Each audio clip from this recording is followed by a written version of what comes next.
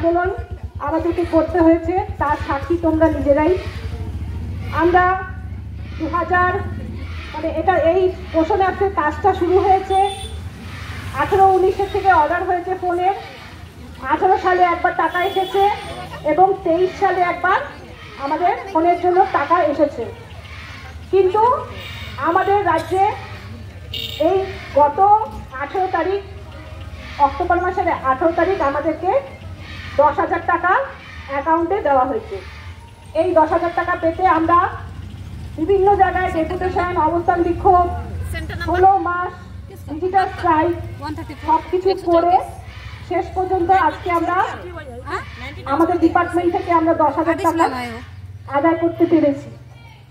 এটা আমাদের একটা বড় সাফল্য, তাই তো? এটা আমাদের কি বড় সাফল্য? তো কিন্তু যখন 10,000 টাকাটার কথা বলা হয়েছিল যে আমাদের দেওয়া হবে, আমরা খুব খুশি হয়েছিলাম। 10,000 টাকা পেয়ে যখন যেদিন আমরা জানতে পারলাম আগামী দিন আমাদের অ্যাকাউন্টে ঢুকে যাবে, খুবই খুশি হয়েছিলাম। কিন্তু এই 10,000 টাকা দেওয়ার সাথে সাথে আমাদেরকে কি করা হলো, একটা মুচলেখা দেওয়া হলো, যেখানটায় বিভিন্ন রকম শর্ত, যে সমস্ত শর্ত দেওয়া হচ্ছে সব অন্যায় শর্ত। এই অন্যায় শর্তাবলী আমরা মানতে নারাজ, আমরা কেউ সেটা মানতে পারবো না। ওই মুচলেখায় কী কী লেখা আছে আপনারা হয়তো পড়ে জানেন, পড়েছেন, তবুও আমি একবার বলে দিই। ওখানে লেখা আছে যে মোবাইল ফোনটা 10,000 টাকার মধ্যে কিনতে হবে। 10,000 টাকার কমে যদি কেউ ফোন কেনে তাহলে সেই টাকাটা তাদেরকে ফেরত দিতে হবে। 10,000 টাকার কমে ফোন পাওয়া যাবে না। সবসময় আমাদের কাছে যারা আমরা অলরেডি 2022 সাল থেকে আমাদের প্রজেক্টে 2022 সাল থেকে পোষণের কাজ শুরু হয়েছে, সেই সময় থেকে আমাদের নিজেদের পার্সোনাল ফোনে আমরা এতদিন কাজ করে এসেছি। সবার কাছে ফোন আছে, কিনতে হয়েছে, বাধ্য হয়েছি কিনতে। কিছু কিছু ওয়ার্কার দিদিরা, বয়স্ক দিদিরা যারা ফোন সম্পর্কে কোনো ধারণাই ছিল না, তাদেরকে জোর করে ফোন কেনানো হয়েছে। কেউ ঋণ করেছে, কেউ সুদে টাকা তুলেছে, সেইভাবে কিন্তু ফোনগুলো আমাদেরকে কিনতে হয়েছে। চাপ দিয়ে অফিসই আমাদেরকে ফোনগুলো কিনতে বাধ্য করেছে। এখন আমাদেরকে আবার 10,000 টাকায় ফোন কিনতে বলছে। 10,000 টাকায় কি আমাদের কারো ফোন কি 10,000 টাকায় হয়েছে? কারো ফোন আমাদের 10,000 টাকায় হয়নি। এক একজনের 15,000 থেকে শুরু হয়েছে, বেশিরভাগই 15-র ওপরেই সবার ফোন।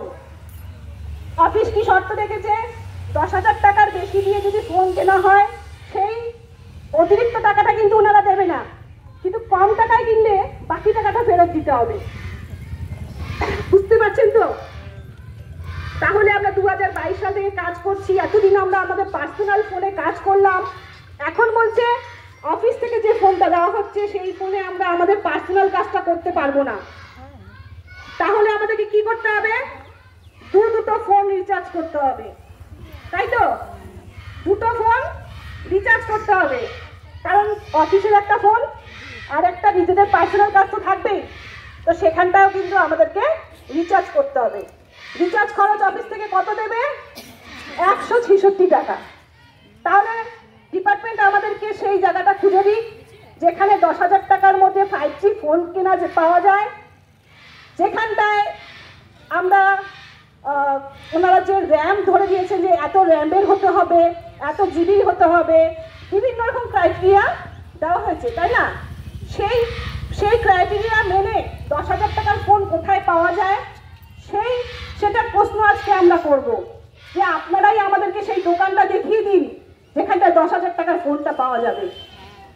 আজকে 166 টাকায় রিচার্জ, কোন কোম্পানি 166 টাকায় রিচার্জ দেয় সেটাও যেন আমাদের অফিস যেন জানিয়ে দেয়। আর এতদিন বহু জায়গায় সহায়িকা দিদিরা কিন্তু ফোনের কাজটা করেছে। এমন এমন জায়গা আছে যেখানে সেন্টারে ওয়ার্কার নেই, সেন্টারে হেল্পার দিদিদেরকে পোষণের কাজটা এতদিন চালিয়ে যেতে হয়েছে, কিন্তু এখন সহায়িকাদেরকে ফোনটা দিচ্ছে না। এটা কি ঠিক হয়েছে? একদমই ঠিক হয়নি। এতদিন ওনাদেরকে জোর করে ফোনের কাজ করানো হলো, কিন্তু এখন সহায়িকাদেরকে ফোনের পয়সাটা দেওয়া হচ্ছে না।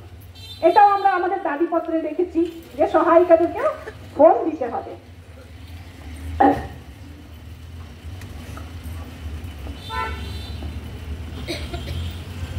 আচ্ছা, আরেকটা বড় প্রবলেম, আমরা যখন ফোন কিনি তার গ্যারেন্টি ওয়ারেন্টি কতদিন থাকে?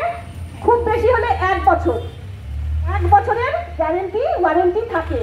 গ্যারেন্টি তো এখন থাকেই না, ওয়ারেন্টি থাকে। তাহলে আমাদেরকে 4 বছরের ওয়ারেন্টির কেন গ্যারেন্টি দিতে বলছে? আমরা যদি একটা ফোন কিনি তাহলে কি 4 বছর কি ফোনটা ঠিক থাকবে? তাহলে ওই ফোনটা রিপেয়ার কে করবে? সেই খরচটা তাহলে আমাদের উপরে চাপিয়ে দেওয়া হচ্ছে। আজকে 2022 সালের 11 এপ্রিল আমরা আমাদের ডিরেক্টর ম্যাডামের কাছে গেছিলাম। 11 এপ্রিল আমার এখনো মনে আছে, আমি নিজে উপস্থিত ছিলাম।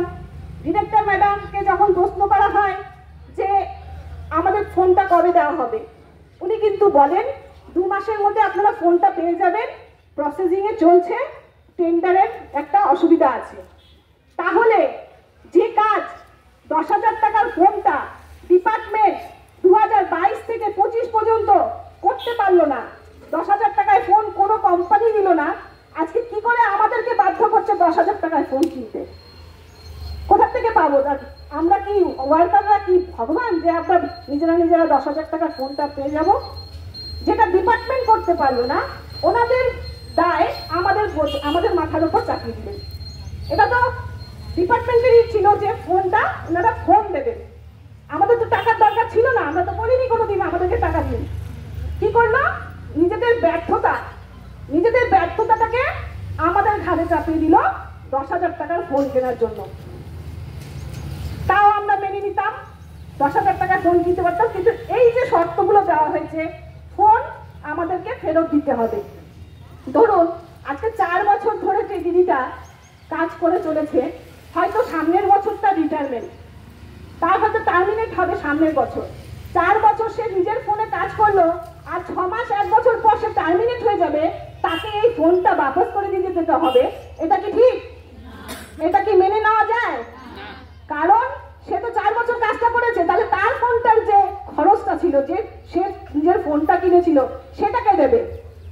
আজকে সবার কাছে আমাদের ফোন আছে, কেউ ইএমআই তুলেছি, সবাই তো একদম টাকা দিয়ে তুলতে পারিনি, ফোনটা কিনতে পারিনি, তাহলে আমাদের ইএমআই চলছে। এখন একটা ইএমআই চলছে, তারপর আবার আরেকটা ফোনের বোঝা, কে দেবে টাকা? তো এই জন্য আজকের এই যে আমাদের ডেপুটেশন কর্মসূচি আরো আছে। আমাদের দাবি যে যদি আমাদের ফোন কিনতে হয় তাহলে ফোন কেনার জন্য একটা স্কিম দিতে হবে নতুন ফোনে। কারণ আমাদের পার্সোনাল নাম্বার দিয়ে আমরা কেন পোষণের কাজ করব? কারণ আমাদের পার্সোনাল ফোনের নাম্বারটা আমরা আমাদের ব্যাংকে দিয়েছি, আধার কার্ডে আছে, আমাদের সিকিউরিটিরও ব্যাপার আছে। আমরা আমাদের পার্সোনাল ফোন দিয়ে অফিসের কাজ করব না। তাহলে একটা নতুন সিম দিতে হবে। সিম দিলে সিমের রিচার্জ দিতে হবে। 166 টাকায় রিচার্জ হয় না, ন্যূনতম 299 টাকা রিচার্জ দিতে হবে।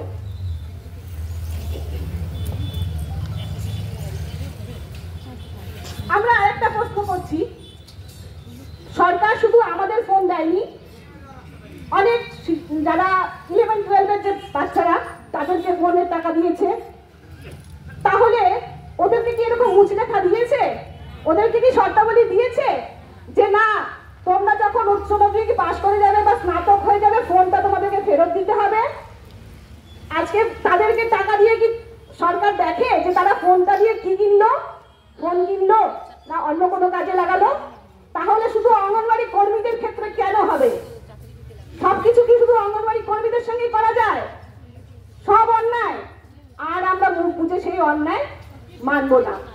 আজকে তার প্রতিবাদেই আজকে আমাদের এই কর্মসূচি।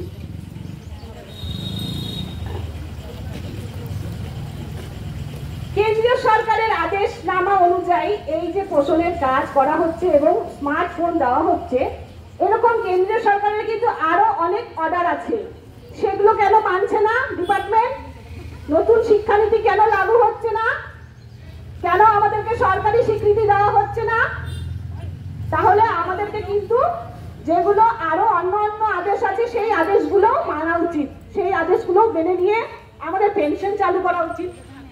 তাহলে যে জিনিসগুলো আমাদেরকে শুধু স্মার্টফোনের ক্ষেত্রে নির্দেশটা মেনে নেব, স্মার্টফোনের ক্ষেত্রে সবকিছু মেনে নিলাম, পোষণের কাজ করতেই হবে কেন্দ্রীয় সরকারের নির্দেশ, তাহলে অন্যান্য নির্দেশগুলো কেন ডিপার্টমেন্ট মানছে না? সেক্ষেত্রেও আমাদের প্রশ্ন আছে।